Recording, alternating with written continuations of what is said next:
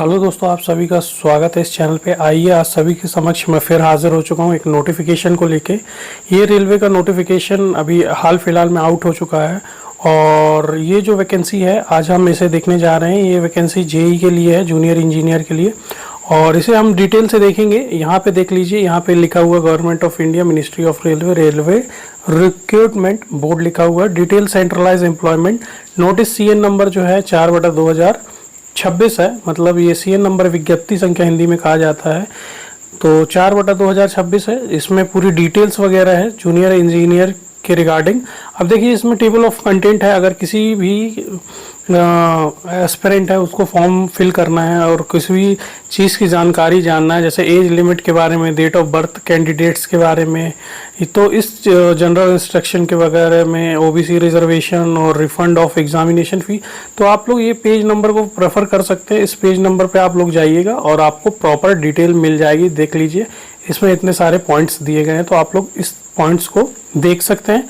हालांकि हम देखने जा रहे हैं कि क्या क्या है। और ये देखिए इसमें ये वाले पेज में आपको अनेक्सर की चर्चा की गई है। यहाँ पे पूरे अनेक्सर दिए गए हैं रेलवे के द्वारा।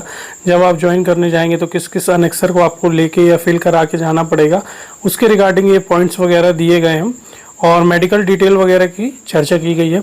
अब देखिए इसमें जो डेट ऑफ इंडिकेटिव जो आपका नोटिस था एम्प्लॉयमेंट न्यूज़ में जो आता है, ये आपको दिखा दिया गया था 25/7/2026 को था। और opening date of online application आपका दिया गया है 14/8/2026 आपको दिया गया प्रॉपर।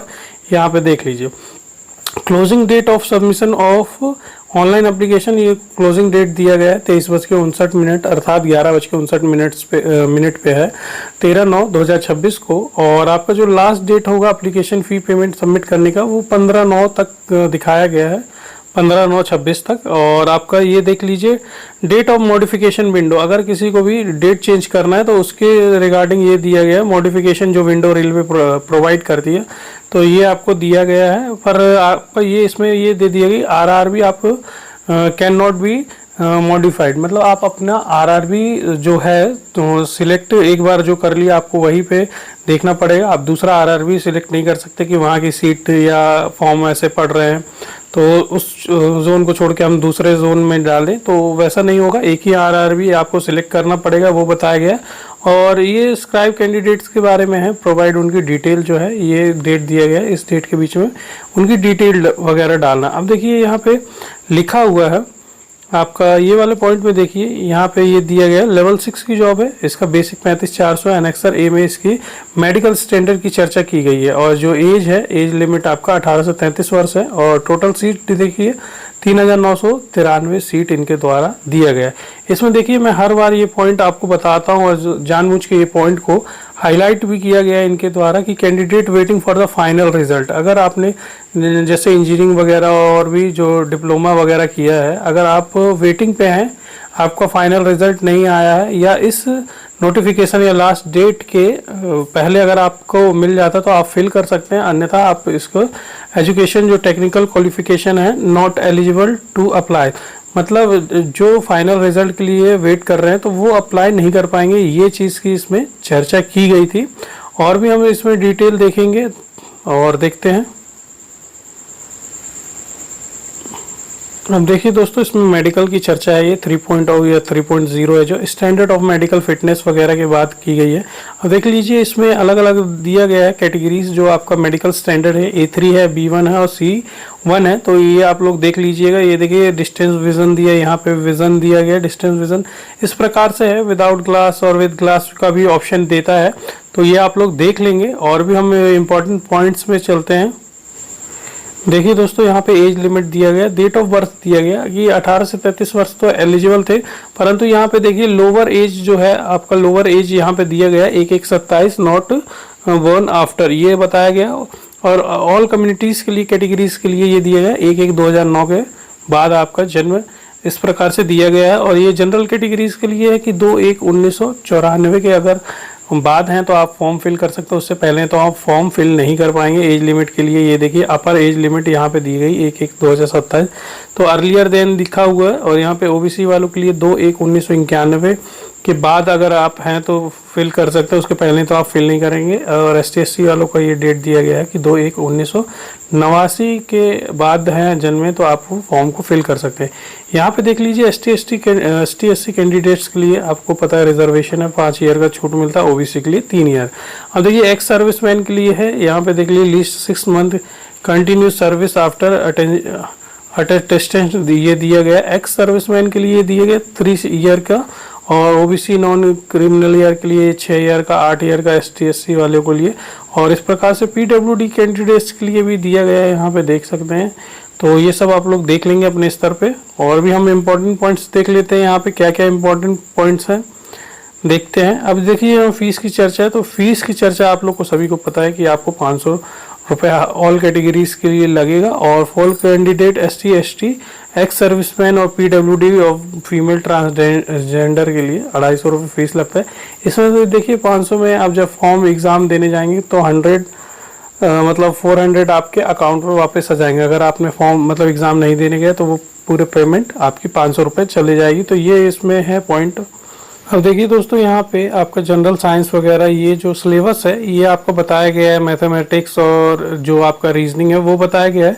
CBT 1 वगैरह ये आपका फेज़ 1 का है, या स्टेज 1 या CBT 1 या ये वो कहें तो इस प्रकार से होगा। आपके देखिए कितने क्वेश्चन हैं, आपके टोटल 100 क्वेश्चन आएंगे CBT 1 में। आपका देखिए 30 मैथ्स आएंगे, 25 रीजनिंग आएंगे, और GK GS 15 आएगी, 30 आपका साइंस आएगा। तो इस प्रकार से ये आपका CBT 1 होगा। और CBT जो आपका 2 है उसके लिए आपको 15 गुना आपके स्टूडेंट्स को लिया जाएगा, एस्पिरेंट्स को लिया जाएगा। उसमें CBT 2 का भी सिलेबस देखिए यहाँ पे इस बार ये दिया गया 150 अंक का होगा टोटल, और आपको 120 मिनट मिलेंगे। जबकि CBT 1 में आपको देखिए सिर्फ और सिर्फ आपको 90 मिनट्स मिल रहे थे। यहाँ पे देखिए टाइमिंग दिया गया, टाइम इन मिनट्स में दिए गए हैं, तो मिनट्स में आपका बताया गया है। यहाँ पे देख लीजिए 2 घंटा है। तो यहाँ पे देख लीजिए जनरल अवेयरनेस, फिजिक्स और chemistry, basic computer, basic environment, pollution और टेक्निकल एबिलिटीज़ में देखिए 100 नंबर का है, जो पार्ट B बोला जाता है। इसको थोड़ा सा ध्यान दीजिए, पार्ट B है तो ये आपका दिया गया है, तो इसको आपको थोड़ा देखना है। तो इस प्रकार से है 50 नंबर यहाँ से आपके कवर अप होंगे। बाकी आपका टेक्निकल से है, ये बताया गया है इस पॉइंट्स में। और देखिए ये आपका ये बताया गया 3 year diploma in engineering, bachelor degree in engineering technology. Exam group वगैरह है जैसे मैकेनिकल और एलाइड इंजीनियरिंग वगैरह के लिए। तो ये आपके पॉइंट्स बताए गए हैं। ये इलेक्ट्रिकल वालों के लिए है, तो इस तरीके से आप देख सकते हैं। ये इलेक्ट्रिकल के लिए है, ये इलेक्ट्रॉनिक्स वालों के लिए है, तो ये बताए गए हैं। और हम इम्पोर्टेंट देख लेते हैं इसमें क्या है। ये नॉर्मलाइजेशन वगैरह के लिए भी बताया गया है। मेरिट किस प्रकार से बनेगी, तो ये अपने काम की चीज़ तो हालांकि नहीं है। और देखते हैं इम्पोर्टेंट पॉइंट्स क्या है। तो देखिए दोस्तों, यहाँ पे पोस्ट पैरामीटर है एनेक्सर 1 में। अब देखिए यहाँ पे जो डिपार्टमेंटल है जूनियर इंजीनियर के लिए, ये आपके डिपार्टमेंटल दिए गए हैं, जो आपका डिपार्टमेंट होगा। देखिए इलेक्ट्रिकल वालों में इतना है, ये इलेक्ट्रिकल वालों का यहाँ तक आपका इलेक्ट्रिकल वालों का, ये इंजीनियरिंग वालों का है। अब देखिए इसमें जो आपका सब डिपार्टमेंट है वो आपका यहाँ पे दिया गया डिटेल। R&D वाले, प्रोडक्शन यूनिट, ये वर्कशॉप वगैरह है, ये डिज़ाइन एंड ड्राइंग के लिए। अब इसमें देख लीजिए ये जो डिसेबिलिटी वगैरह है PWD कैंडिडेट्स के लिए, तो उनके लिए दिया गया है कि आप देख लीजिए अपने अनुसार किस में आते हैं। अब इसमें देखिए मिनिमम एजुकेशन क्वालिफिकेशन आपको क्या दिया है, 3 ईयर का डिप्लोमा इन या मैकेनिकल, इलेक्ट्रिकल या इलेक्ट्रॉनिक्स इंजीनियरिंग। तो देखिए ये तो आपका मैकेनिकल से है, इलेक्ट्रिकल से, इलेक्ट्रॉनिक्स इंजीनियर से, तो आप भर सकते हैं। कॉम्बिनेशन ऑफ एनी सब स्ट्रीम, अगर आपने इसका कॉम्बिनेशन भी है basic stream of mechanical, electrical या इलेक्ट्रॉनिक्स वगैरह के लिए, तो आप इस फॉर्म को फिल कर सकते हैं। आपका यहाँ पे देख लीजिए ये आपका इंजीनियरिंग वालों का यहाँ पे दिया गया है। अब देखिए यहाँ इलेक्ट्रिकल, यहाँ इंजीनियरिंग वालों का दिया गया है, तो यहाँ पे भी यही दिया गया है। डिप्लोमा इन सिविल इंजीनियरिंग, देख लीजिए सिविल इंजीनियरिंग का है, या BSc in civil engineering, BSc से भी आपने किया 3 ईयर का, तो आप इसको फॉर्म को फिल कर सकते हैं। या कॉम्बिनेशन वगैरह आपका है, जो कॉम्बिनेशन अगर है सब स्ट्रीम में, बेसिक स्ट्रीम में, तो सिविल इंजीनियरिंग के लिए तो आप फिल कर सकते हैं। इस प्रकार से दिया गया है, देख लीजिए इंजीनियरिंग वालों के लिए ये प्रोडक्शन यूनिट का दिया गया है, तो ये इंजीनियरिंग वालों के लिए है। इस प्रकार से दिया गया है। ये देखिए क्वालिफिकेशन है, जिसको जिस पोस्ट के लिए भरना है तो आप अपना क्वालिफिकेशन देख लेंगे। हालांकि इसमें आपका देख लीजिए ऑटोमोबाइल और इलेक्ट्रिकल वालों का दिया गया है, मैकेनिकल वालों, इलेक्ट्रॉनिक्स, ये सब आपको दिया गया है। तो आप लोग ये चीज़ को देख लीजिएगा, आपको किस फॉर्म को कहाँ फिल करना है, आप एलिजिबल हैं अथवा नहीं, तो आप देख सकते हैं। और ये आपकी सीटों की चर्चा है, ये देख लीजिए सीटों की चर्चा जैसे इस प्रकार से दिया गया है। वैकेंसी टेबल की अहमदाबाद में देख लीजिए इलेक्ट्रिकल का है, ये जनरल सर्विस में देख लीजिए इलेक्ट्रिकल का है, टीआरडी में देख लीजिए इलेक्ट्रिकल का। ये सीट वगैरह दी गई कि एसटी एससी वालों के लिए यहाँ 2 है, ओबीसी वालों को 2 है, यहाँ 1 ईडब्ल्यूएस वालों के लिए।